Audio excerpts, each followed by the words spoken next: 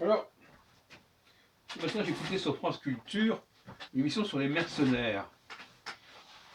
Et des guerres qui actuellement sont conduites par des soldats qui n'appartiennent pas à l'armée régulière et qui sont payés par tel et tel État pour mener une guerre.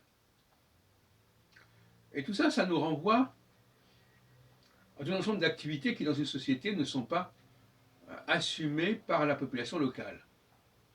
Le mercenariat est un fléau, en tout cas c'est un symptôme intéressant de nos sociétés. Pour le sociologue, ça veut dire qu'il y a des activités qui ne sont pas considérées comme souhaitables pour la population locale et qui sont dévolues à des populations étrangères et qui sont perçues comme étrangères d'ailleurs par leur apparence, par leur aspect, par leur religion, par leur pratique, par leur mode de vie. Ça montre bien qu'il y a l'existence d'une sorte de dualité axiologique, une dualité des valeurs. Les sociétés déterminent des attitudes, des activités qui ne sont pas souhaitables. Alors, la question qui se pose, c'est quelles sont ces activités?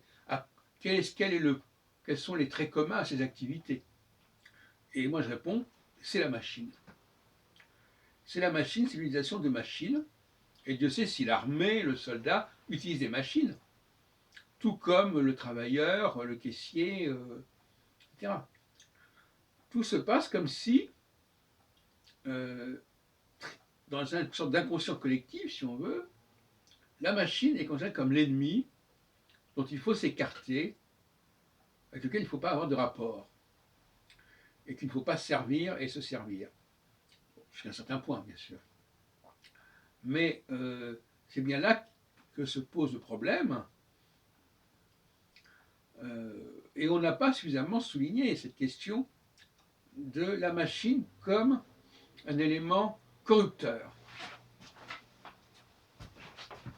et aliénant.